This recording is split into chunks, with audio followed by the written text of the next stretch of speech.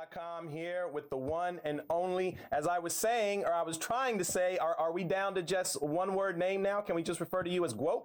Yeah, Claressa the Guo Shields. Ooh, that has a good ring to it. So what's been good? What's been good? Everything okay over there? You avoiding these coronavirus scares? Well, anyway, I'm just gonna tell you, happy quarantine day. You feel me? Like, it is what it is. You know, everybody in the world is dealing with it, and you know, I'm not no different. We're dealing with it here in Flint, and that's really about it. You know, it's not terrible. My life is always going like 100 miles per hour. Mm-hmm. It never slows down. I'm happy that it could actually slow down. You know, that I actually can eat, sleep, train. I don't even think about the time no more, or I'm not talking business with nobody about nothing, because it's like everything's set at a pause. So I'm cool with that. Mm-hmm. You know, you actually had a fight scheduled. It was going to be another historic moment, and this one got postponed as well as the last time you had a historic moment coming up. Is that a good thing? Is that a bad thing? Is it difficult to deal with? Does it even matter? It don't matter to me. The fight is postponed. It's not canceled. My last fight, before it got, okay, how can I say it? I fought Ivana, but before then they had got canceled because of the stuff that happened in Flint. Now it's like this is just a postponement. The fight's still going to be in Flint. I'm going to be able to make history at home. So, I'm not mad about it. It's crazy. Everybody been checking up on me today, like, hey, we heard that your fight got, canceled. We're sorry to hear that. I'm just like, I kind of already expected it. You know, everything is being canceled. The NBA, the Olympics. You know why? I don't know why anybody thought that. If I thought that my fight wouldn't get canceled, I kind of think that, I don't know. Maybe I'm just not all the way there, but I already knew it was coming. Yeah. How does that affect you as far? I mean, I'm sure you're probably always training anyway, but does this change your preparations? I mean, obviously we're not sure about a rescheduled date yet or anything like that. So do you have to alter plans? Well, I'm just kind of tired of being fat anyway. So I'm in the gym. You know what I mean? I got my house. I got my home gym. I'm in the basement training. I got my treadmill, my boxing bag up. I'm getting my crunch and my pull-up bar set up. So I'm good. Yeah. You know, I'm about to start back training now because I don't like the extra weight I have right now. Like, I have it tucked in here, but look, it's like my stomach is too big for me right now. I don't like it, so I have to, cover it up. That's good. That's healthy, though. That's healthy. You don't want to be walking around ripped all the time, right? I mean, not ripped, but I like to always, like, I have a slim waist now, but I like it to be like around 165 is a good weight for me. Right now, I'm about 172. That's what's up. Yo, is that something? I mean, I don't know, it might be a little off topic, but is that something that you have to deal with being a woman? People like to judge women by the way they look and stuff like that. Is that something that you even care about, worry about, that pops in your mind at all? Come on, Ben. You know me. I don't care about that. I don't care about nobody else's opinion but mine. Right. I don't care. I mean, but I look in the mirror and I'm like, dang, like, I can't fit my favorite clothes right now because I'm a little chunky. So it's like, I want to be able to wear my half shirts and not have like no rolls or nothing like that. Like, I don't have no rolls, but I don't want to look like I'm fat. Mm-hmm. So I want to have my stomach the way that I like it. That's all. It ain't really about nobody else. You know what I mean? Like, my boyfriend likes me at 180, 190 actually. He like a bigger girl. So I have a little, like, I never get fat in my face or anything, but like everything else get bigger. Like my legs get huge. I start filling out up here. So I'm just more meaty. But thick. I like to keep it at 172 now and kind of keep it there. I don't like to get to 180 and 190 no more. Yeah, no, we like them thick. Ain't nothing wrong with that. You funny. No, but I was like seriously wondering if that was something, being a woman in boxing, a lot of times they like to, especially, since it's a sport that a lot of men watch, a lot of males watch, like I didn't know if that was something that, was brought up, good looks and stuff like that. Is that something that? Man. looks are definitely brought up in boxing. I mean, I'm one of the girls who been called ugly before, but it was just something like I never really cared to show my, like, I don't even care how nobody looked at my appearance. You know, like when I fight, I wear my braids straight to the back, and I'm mean and I'm ready to fight. And you don't see me smile till the fight is over, and then I'm the winner. You know, but even at the weigh-in, like I like to wear like the boy cut shorts and the little sports bra. I don't want to wear like the bikini and stuff like that. So, you know, a lot of people didn't know that, you know, my butt is a 45-inch around my butt. It's not something that I try to show. That I look good in the dress, and I look good with like my hair flat iron and eyelashes and makeup. You know, it wasn't something that I really wanted to show. But now that I'm 25 now, I kind of get more into it, and I'll pop some heels here and there and all that kind of stuff. But it's not something that I care about. I like to get my hair done, of course, but I didn't always care about those kind of things. You know, like I've been wanting straight teeth since I was in middle school. I've always wanted to have straight teeth, so I went and got them done. But other than that, I think I was always a pretty girl. It just like nobody really cared about my looks because everybody was so focused on my hands. Yeah, which they should be inside that ring. Getting back on topic a little bit, I know we don't know when the fight's going to happen. It's still probably, you know, a few months away, or hopefully just a couple. But talk about the fight itself. I mean, this is a historic moment, or a herstory moment.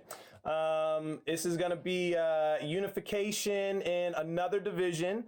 It hasn't happened for anyone before, has it? No, being undisputed in 2 different weight classes and the 4-belt era has never happened. I can say like this fight is a little bit more nerve-wracking for myself. It's kind of like going to the Olympics again. You know, it's like the first time I went, cool, but then the second time I was going, nobody had ever accomplished that in American boxing history. So now I'm the only person in America that got 2 Olympic gold medals for boxing. Now I'll be the only person in the professionals to become undisputed in 2 different weight classes. And it's almost like, dang, you know, this stuff is unbelievable to me. And I'm happy that I have this opportunity. I'm going to take full advantage of it. I'm going to win a fight here in my hometown once it happens. I'm happy that Dicaire took the fight. Marie Dicaire took the fight. And I don't know. It's kind of like I can't think too hard about it because it make me emotional. Like it did in that video where I was crying. I ain't trying to be crying and stuff, so I don't really think about it.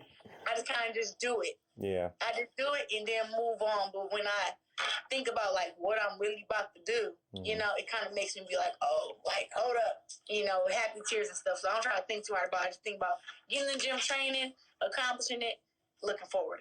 Do you feel that pressure though? I mean, not just about the moment, you know, the historic moment, but the pressure of, you know, carrying women's boxing on your shoulders, the pressure of, you know, doing better in this fight than the last fight is like, can you feel that, or is that something you just ignore? That's something I'm hard on myself. So I know that every fight I'm gonna do better. Because I know exactly what I did last camp, and I just up it for the next camp. And me and Coach John, we work on fixing all my mistakes. Whatever they are, like I just talked to him 2-3 weeks ago. I'm like, hey, Coach, I watched your fight. I didn't really do that much wrong, but this is what I saw. What did you see? He like, no, you did great. You've been too hard on yourself. I'm like, Coach, let's like keep it real. And he just was like, I promise you, it was your best performance to me. And I'm like, so I have to be the one to be hardest on myself. And, you know, we just working on being stronger, faster, more precision, and just being mindful of what is actually hurting me, the opponents, because I thought I hurt Ivana with the right. Wait, which one was it? Boom. I thought I hurt it with the right uppercut. It was the left. So I kept going to the right the whole rest of the fight when I didn't pay enough attention to know that every time she even thought I was going to hit her right there, she clinched. I didn't pay attention to that. And when I was in the corner, Coach John kept telling me, just keep going to the body, keep going to the body. which I did. But if he would have told me keep going to the body with the left hook, I would have been able to end it. So we're like more focused. Like we know I'm gonna beat all the girls up, but we like no, we don't want to beat them up for 10 rounds. We want to get them out of there. So me and him on the same page there, and it's not because of what anybody else is saying. You know what I mean? Like oh, she ain't knocking nobody out. Like I'm beating girls down, and to me that's more detrimental than a knockout. Like to punish somebody for 10 rounds, or like knock them out in the first round, they take more damage throughout 10 rounds. So I'm actually cool with that. But it's like also, too, I want to challenge myself to get the knockout, to pay more attention, and to get the job done. You know, so that's what we're working on for next camp. Yeah, I know a lot of good fighters, a lot of great fighters are always kind of in pursuit of like that perfect performance, you know, the where everything just comes together inside that ring. Is that something like you feel like you're getting close to? You feel like you've already had it, or is that something you even care about? I'm so close, so close. I'm ready to watch one of my fights and be like, I watch all my fights and be like, one, I can't believe it's me in there doing that. One, all my fights, but then it's all coming together. Like dropping Ivana, I never question my power. I always question my punch selection, you know, and my patience, you know, because I like to fight. I like to rumble. So I ain't got time to be looking at my opponent. She looking at me. I like to fight. I like to get busy, you know. So now that I've calmed down, I'm still fighting and I'm still getting busy. But now I have a better punch selection and I can slow down and think slower now and slow it down to where I'm not rushing everything. You know, so I always have power. It just now, you know, it's finally coming together. And I think that my next fight against Marie-Eve Dicaire, going to end in a knockout. I think my fight against Layla Ali, if that fight, I hope it happens this year, that'll end in a knockout too. Like it may all come together then. And I say that not because of how bad of a fighter she is, but it's more of like when every girl fight against me, she bring her A++ game because she know like I can't be how I was in the film. I got to be better. So like with Layla Ali, that's how I feel. Like I'm gonna bring my best self, my best mind, like my best thinking. And if you can make me get to that level, it's gonna have to end in a knockout for me. You understand? Because I'm gonna bring everything A game to make sure, like I don't just want to beat you, but I'm gonna do everything so precise, so perfect that it's gonna be impossible for me not to knock you out. So it's definitely starting to come together for sure. Yeah, actually, I'm about to segue right into Layla Ali since you brought her up. But before I do, you mentioned knockouts. Is that something that you know? I know you're cognizant of it. I know you're aware of it, and I know you want that nice crispy highlight reel knockout. But is that something that like you find yourself like? Does it affect your performances? I guess is what I'm trying to say. Like do you find yourself searching for that in fights? Personally, no. I like to punish girls. I like that when we get out the ring, they're like, I never want to get in the ring with her again because I just outclassed them so bad. Like when you have a close fight with somebody, you can be like, oh, I want to fight her again. But the way I'm getting in there and doing these girls, it's just no question. They're like, I'm never getting in the ring with her again. I never want to fight her. And that's why I like. But also a knockout is cool too, you know, but you know, it's people who've been losing fights and they get a knockout and they're like, dang, I'm so happy I got a knockout part and they knock somebody out. But the person who got knocked out can say, I was winning the fight before the knockout. Nobody can say that they're winning anything against me because I go in there and outclass everybody.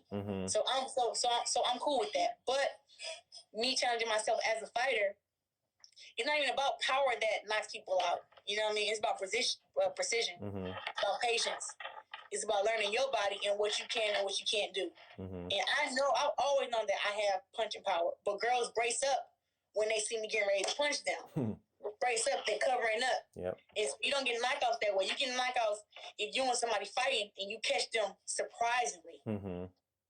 Right? So now we working on my surprises, setting up my punches, changing up the punch selection like that. So I've never questioned if I can get knockouts. I already know that. It's just more about transitioning from the amateurs to the pros. It's a whole different game. Yeah.